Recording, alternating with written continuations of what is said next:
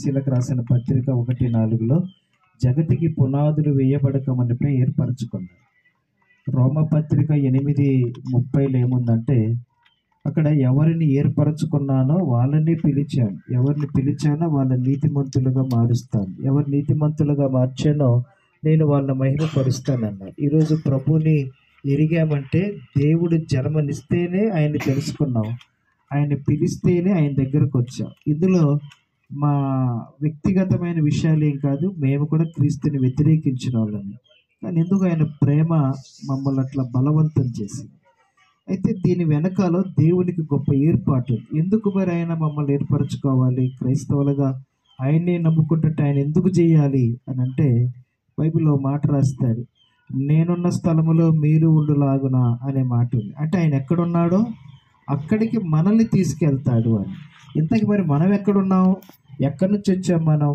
90వ కీర్తన 3వ చరణంలో ఉంది, దేవుడు అంటాడంట, నరులు మనుషులను మంటికి మార్చుచున్నావు, నరులారా తిరిగి రండి అని పిలుస్తున్నాం. మనం అనాది కాలములో దేవుని దగ్గర ఉన్నాం.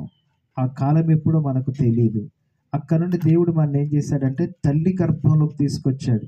9-10 నెలలు తన అస్తమల చేత వారందరికీ అవయవ నిర్మాణాన్ని కలగచేశాడు. తల్లి గర్భంలో నుండి దేవుడు ఏం చేశాడంటే మన భూమి మీదకి తీసుకొచ్చాడు. తల్లిగారు సుందరమ్మ గారు కూడా తన జీవిత కాలంలో ఆవిడ కూడా భూమి మీదకి తీసుకొచ్చారు. కాబట్టి ఇంతమంది బంధువులు ఉన్నారు, ఇక చనిపోయిన చాలామంది ఉన్నారు.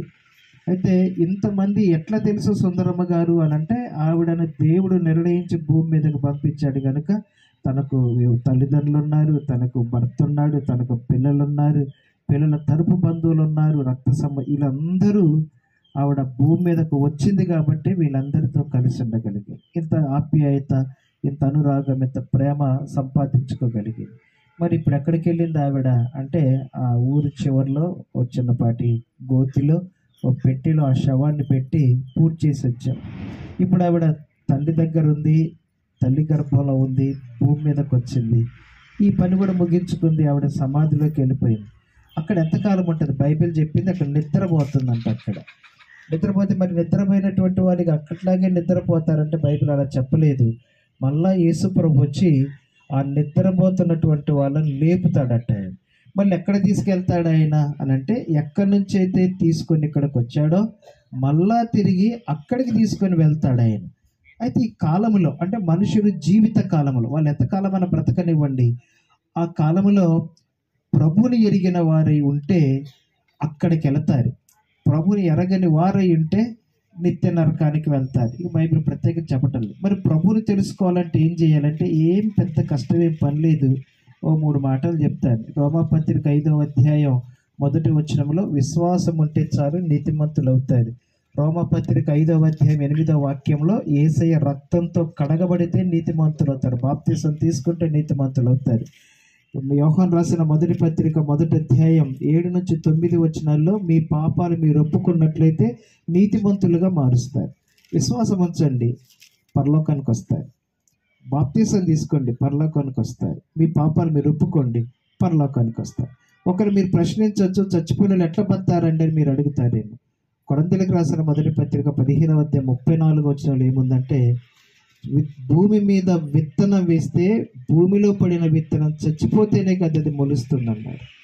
అందుకనే విత్తనానికి చావుంది కనుక అది మనం తిరిగి బ్రతుకుతుంది. యోబు గ్రంథం 14వ అధ్యాయం 5వ వాక్యంలో ఒక మాట రాస్తాడు, నరులట పని చేయడానికి పొలాలకు వెళితే వాళ్ళు మళ్ళీ తిరిగి ఇంటికి వస్తారట. దేవుడు కూడా మన పరలోకం నుంచి భూమి మీద పంపించాడు. మన పని అయిపోయింది, సాయంకాలం పూట అయిపోయింది, మన పని ముగించుకొని మళ్ళీ మనం ఇంటికి వెళ్తాం. తల్లిగారు పని వచ్చింది, ఈ లోకంలో పని ముగించుకుంది, తన పని తాను చేసింది, తన ఇంటికి తాను వెళ్ళిపోయింది. ఇక్కడ ఉన్నటువంటి ఎవరైనా క్రైస్తవేతరులు అయితే అవసరమైతే ఒక చిన్న సువార్త, ప్రభు యందు విశ్వాసం ఉంచండి, బాప్తిసం తీసుకొని మీ పాపాలు మీరు ఒప్పుకోండి, తల్లిగారు పొందిన నిత్య జీవం మీకు దొరుకుతుంది. కాబట్టి ఈరోజు ఒకళ్ళకి అంగీకరించకపోతే అవసరమైతే ఈ వేదిక ఎత్తుండే ఒక చిన్న హెచ్చరిక కూడా చేస్తున్నాను, మీ కాళ్ళు పట్టుకొని కూడా బ్రతిలాడుతున్నాను. ఎందుకంటే ఎంత గొప్ప రక్షణ అది తెలుసుకోవడానికి. అందుకని ఆ గొప్ప రక్షణ మీరు అంగీకరిస్తారని ఈ కొద్ది మాటలు ముగిస్తూ సమయం ఇచ్చిన కుటుంబానికి దైవజనులందరికీ వందనాలు చెల్లిస్తూ ఈ మాటలు ముగిస్తున్నాను. ఈ కొద్ది మాటలు దేవుడు మన వెనుకలు దీవించి ఆశీర్వదించును గాక. ఆమేన్. మంచి